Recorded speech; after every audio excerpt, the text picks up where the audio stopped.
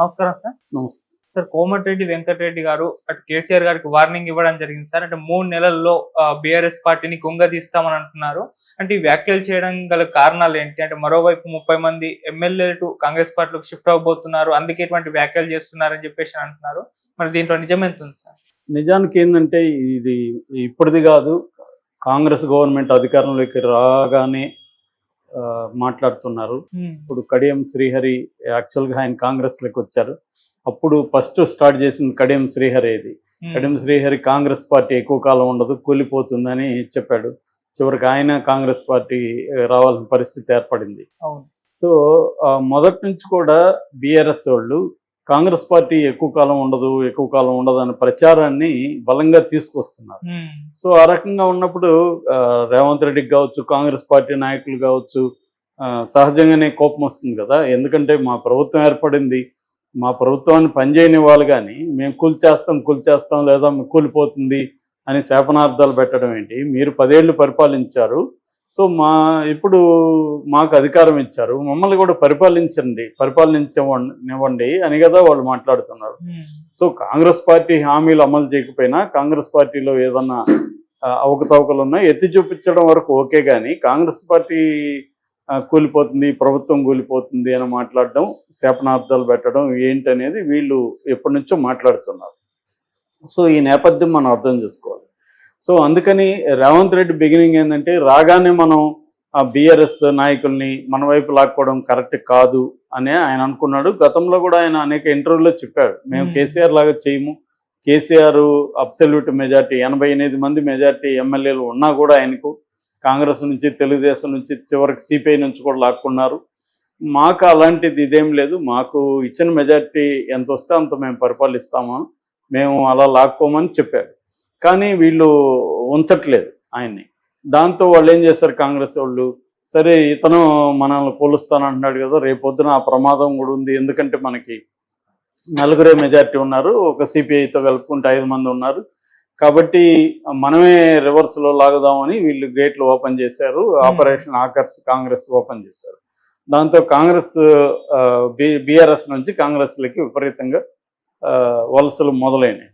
ఎమ్మెల్యేలు, ఎంపీలు, అనేక మంది నాయకులు క్యూ కట్టడం మొదలైంది.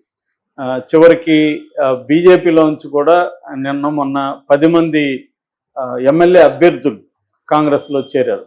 సో ఇది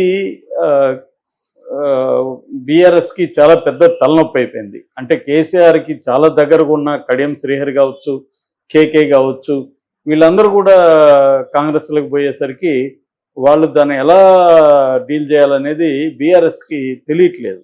సో ఒక రకంగా చాలా ఆగ్రహంతో ఉన్నాడు. తనకు అన్యాయం చేశారు వీళ్ళు, వీళ్ళకి పదవులు ఇచ్చాను, అన్నీ ఇచ్చాను, వీళ్ళు అయినా కూడా వీళ్ళకి కృతజ్ఞత లేదు అన్న ఒక ఫీలింగ్ కేసీఆర్కి బలంగా ఉంది. ఆయన ఆవేదన నిజమే, వాళ్ళ బాధ నిజమే, కానీ అదే పని కేసీఆర్ కూడా చేశాడు కదా గతంలో. కేసీఆర్ మరి కాంగ్రెస్లో గెలిచిన ఎమ్మెల్యేలని, తెలుగుదేశంలో గెలిచిన ఎమ్మెల్యేలని తన పార్టీలోకి తీసుకున్నాడు కదా, అప్పుడు అదే పని చేశాడు కేసీఆర్. మరి ఇప్పుడు అదే పని, నీవు నేర్పిన విద్య నేర్జార్చులాగా కాంగ్రెస్ అదే పని ఇప్పుడు చేస్తుంది. అది కూడా కాంగ్రెస్ ఎందుకు చేస్తుంది? మేము మిమ్మల్ని కూల్చేస్తామంటే ముందు జాగ్రత్తగా కాంగ్రెస్ చేస్తుంది. సో దాన్ని మరి డైజెస్ట్ చేసుకోలేక కేసీఆర్ రకరకాల శాపనార్థాలు పెడుతున్నాడు. మళ్ళీ నిన్న కూడా కేసీఆర్ మాట్లాడుతూ, ఇది ఆల్రెడీ రేవంత్ రెడ్డి ముఖంలో భయం కనబడతా ఉంది. సుల్తాన్పూర్ మీటింగ్లో రేవంత్ రెడ్డి భయం చూస్తే వీళ్ళు 1 year కూడా ఉండేట్లేరు అని మళ్ళీ కేసీఆర్ అన్నాడు. అరే నీ పార్టీ ఖాళీ అయిపోతుంటే అది చూసుకోకుండా రేవంత్ రెడ్డి అధికారంలో ఉండలేడు, 1 year కూడా ఉండదు ఈ ప్రభుత్వం అని ఎలా చెప్తాడు కేసీఆర్? ముందు అసలు అతని ఎమ్మెల్యేలను కాపాడుకోలేదు, అతని నాయకుల్ని కాపాడుకునే పరిస్థితి లేదు కేసీఆర్కి. అంటే దీన్ని బట్టి బీఆర్ఎస్ బీజేపీ ఏమైనా కుమ్మక్కు అవుతుందా అన్న ఒక అభిప్రాయం కాంగ్రెస్ నాయకులకు ఉంది. సో ఎందుకంటే బీఆర్ఎస్కి వేరే మార్గం లేదు. నేషనల్ లెవెల్లో బీజేపీతో కలవకపోతే కవిత బయటకు వచ్చే పరిస్థితి ఇప్పుడు లేదు. ఎందుకంటే ఆమె స్ట్రాంగ్గా కేసులో ఇరుక్కున్నది. తర్వాత ఇటు అనేక కుంభకోణాలని రేవంత్ రెడ్డి ఇక్కడ బయటికి స్టార్ట్ చేశాడు. ఈ కుంభకోణాల్లో రేపొద్దున సెంట్రల్ ఇంటెలిజెన్స్ ఏజెన్సీలు కావచ్చు లేదా ఇన్వెస్టిగేటివ్ ఏజెన్సీలు కావచ్చు రంగంలో దిగాయనుకో, అంటే ఫర్ ఎగ్జాంపుల్ ఇప్పుడు ఫోన్ ట్యాపింగ్ ఉంది, ఫోన్ ట్యాపింగ్ లో టెలిగ్రాఫ్ చట్టం పెట్టారు, ఆ చట్టం అనేది సెంట్రల్ చట్టం కాబట్టి రేపు దాంట్లో దిగుతుంది. అట్లాగే టెలిఫోన్ దీంట్లో అనేక డబ్బు లావాదేవీలు అక్రమాలు జరిగినాయని తెలుస్తుంది, రేపు ఈడీ రంగంలోకి దిగచ్చు. అట్లాగే మన కాళేశ్వరం కుంభకోణంలో సిబిఐ రంగంలోకి దిగచ్చు. ఆల్రెడీ బీజేపీ వాళ్ళు డిమాండ్ చేస్తున్నారు. సో సిబిఐ ఈడీ రంగంలోకి దిగాయనుకో కేసీఆర్ మీద కేసులు అవుతాయి, కేటీఆర్ మీద అవుతాయి, వీళ్ళిద్దరు కూడా జైలుకి పోయే పరిస్థితి వస్తుంది. సో అందుకని కేసీఆర్ ముందున్న ఏకైక కర్తవ్యం ఏంటంటే బీజేపీని ప్రసన్నం చేసుకొని, మోడీని ప్రసన్నం చేసుకొని, మోడీకి మా పార్టీని ఎన్డీఏలో చేరుస్తామనో లేకపోతే ఏదో ఒక ఆఫర్ మోడీకి ఇచ్చి బీజేపీతో వెళ్ళాలి. లేకపోతే ఆయన ఉనికి కష్టమైపోతుంది. ఎందుకంటే బీజేపీ రేవంత్ రెడ్డికి కూడా సపోర్ట్ చేసే అవకాశం ఉంది. బీజేపీ ఎక్కడ కానీ బీజేపీ పాలిటిక్స్ ఎలా ఉంటాయంటే ఏది బలహీనమైన పార్టీ అనేది చూసుకొని వాళ్ళు ఆ పార్టీని మంచిగానో చెడుగానో, అంటే ఆ పార్టీతో పొత్తు పెట్టుకోనున్న తమిళనాడులో లాగా ఆ పార్టీని దివాలా తీస్తారు. తమిళనాడులో ఏఐడిఎంకేని ఎలా చీల్చారో అట్లాగే మహారాష్ట్రలో శివసేనని కూడా మంచిగా ఉండే వాళ్ళతో పొత్తులో ఉండే చీల్చారు కదా. అలాగా పొత్తుల్లో ఉండి కూడా చీలుస్తారు, లేదా బయట ఉండి కూడా చీలుస్తారు. ఏదో ఒకటి మొత్తానికి వీక్ గా ఉన్న పార్టీల్ని దెబ్బతీయడం అనేది బీజేపీ ఎప్పటి నుంచో అమలు చేస్తున్న ఒక పొలిటికల్ స్ట్రాటజీ. ఆ స్ట్రాటజీ ప్రకారం ఇప్పుడు తెలంగాణలో 3 ప్రధాన పార్టీలు ఉంటే ఈ మూడిట్లో ఏది బలహీనంగా ఉందంటే బీఆర్ఎస్ బలహీనంగా ఉంది. బీఆర్ఎస్ పార్టీ ప్రధాన నాయకులను తెలిపోయారు, ప్రజల్లో పెద్ద సానుభూతి లేదు. కవిత లాంటి ఒక సీఎం కూతురు, ఒకప్పుడు సీఎం కూతురు, ఆమె తెలంగాణలో ప్రముఖ మహిళ. తెలంగాణ బతుకమ్మ అంటేనే కవిత గుర్తుకొస్తుంది. జాగృతి పేరుతో తెలంగాణలో పెట్టి ఆమె అనేక కార్యక్రమాలు చేశారు. అలాంటి కవిత అరెస్ట్ అయితేనే ఎక్కడ ఏమి సానుభూతి రాలేదు. పైగా నెగిటివ్ ట్రోల్స్ విపరీతంగా వస్తున్నాయి. ఆమె ఇంకా జైల్లో ఉంచండి, తీయకండి, జైల్లోనే ఉండాలి అన్న ఒక కసి, ఒక ఇది కనిపిస్తుంది, కోపము కనిపిస్తుంది. సో ప్రజల్లో ఈ స్థాయిలో బీఆర్ఎస్ మీద వ్యతిరేకత అనేది ఎప్పుడు చూడలేదు. అలాంటి వ్యతిరేకత ఉన్నప్పుడు కేసీఆర్ కావచ్చు లేకపోతే కేటీఆర్ కావచ్చు, వీళ్ళు చేయాల్సిందే ఉంటే ప్రజల సమస్యల తరపున నిలబడి పనిచేయడం. ఆ పని కేసీఆర్ స్టార్ట్ చేశాడు, నో డౌట్. రైతుల ఇష్యూలు, కరువు వచ్చింది, కరువు పట్ల రేవంత్ రెడ్డి ప్రభుత్వం సరైన విధంగా స్పందించలేదు. దాదాపు 2 లక్షల మంది రైతులు పంటలను కోల్పోయారు. కాబట్టి వాళ్ళకి కనీసం ఒక మనిషికి 25,000 ఇవ్వాలని డిమాండ్ చేస్తున్నాడు. ఏదేమైనా కేసీఆర్ రైతుల పక్షాన్ని నిలబడడం ఖచ్చితంగా ఆహ్వానించాల్సింది. ఎందుకంటే ప్రజాస్వామ్యంలో ప్రతిపక్షం అనేది బలంగా ఉండాలి. ప్రతిపక్షం ఉన్నప్పుడే ప్రభుత్వాలు ఒళ్ళు దగ్గర పెట్టుకొని పనిచేస్తాయి. ప్రతిపక్షం లేనప్పుడు ప్రభుత్వం అలసత్వం ఉంటుంది. ప్రజల పట్ల 5 ఏళ్ళ తర్వాత చూసుకుందాంలే, అప్పుడు ఏదో ఒక రకంగా మభ్య పెట్టచ్చు అనే ధోరణి ఉంటుంది.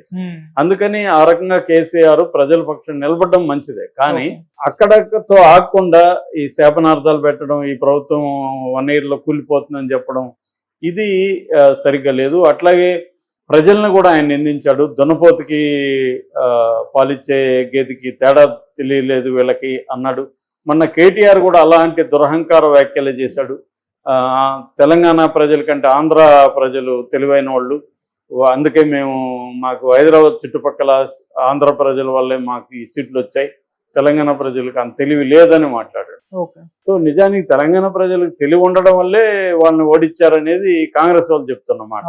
10 ఏళ్ళు మిమ్మల్ని భరించలేక తెలివిగా మిమ్మల్ని పక్కన పెట్టారు అనేది అది కదా ఆలోచించాలి వాళ్ళు. 10 ఏళ్ళుగా మనం చేసిన తప్పులేంటి, మనలో ఏం లోపాలు జరిగాయి, కేసీఆర్ ఎప్పుడు ఎందుకు సెక్రటేరియట్ కూడా రాలేదు, పరిపాలించలేదు, ఆయన భాష కావచ్చు, ఆయన మాట్లాడే పద్ధతి కావచ్చు, అహంకారపూరిత వ్యాఖ్యలు కావచ్చు, అట్లాగే ప్రతిపక్షాల మీద కానీ తర్వాత పౌర సంఘాల మీద కానీ కేసులు పెట్టడం, వాళ్ళని జైళ్ళల్లో పెట్టడం, కృష్ణ మాదిగ దగ్గర నుంచి మన కోదండరామరెడ్డి దగ్గర నుంచి హరగోపాల్ వరకు అందరి మీద కేసులు పెట్టారు.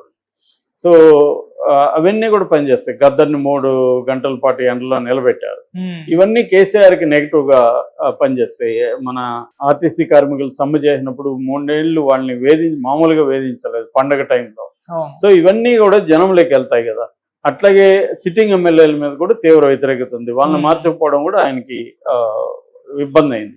ఇవన్నీ వాళ్ళు సమీక్షించుకోకుండా ఇప్పటికి కూడా మాట్లాడడం వల్లనే కోమటిరెడ్డి వెంకటరెడ్డి 3 నెలల్లో మీ ప్రభుత్వాన్ని పొందబెడతామని వీళ్ళు రివర్స్ అటాక్ స్టార్ట్ చేశారు. అది సక్సెస్ కూడా అవుతుంది. సో కేసీఆర్కి ఇప్పటికైనా ఆయన రియలైజ్ అవ్వాల్సిన అవసరం ఉంది. అట్లాగే ప్రజల తరపున ఆయన అసెంబ్లీకి కూడా రాకపోవడం, ఆయన ప్రమాణ స్వీకారం కూడా చాలా రోజులు చేయకపోవడం, హెల్త్ ఇష్యూస్ వల్ల అన్నారు కానీ హెల్త్ బాగానే కూడా ఆయన రాలేదు. సో ఇవన్నీ కూడా జనంలోకి మళ్ళీ గమనిస్తుంటారు. కేసీఆర్లో మార్పు వచ్చింది, బీఆర్ఎస్లో మార్పు వచ్చిందంటే మళ్ళీ వీళ్ళకి అనుకూలంగా ఫలితాలు ఉంటాయి. అవి లేకుండా వీళ్ళు ఇలాగే దురహంకార పూరితంగా మాట్లాడుతూ ఇలాగే ఉంటే ప్రజల్లో ఇంకా పలుచనవుతారు. బీజేపీ ఖచ్చితంగా తొక్కేస్తుంది.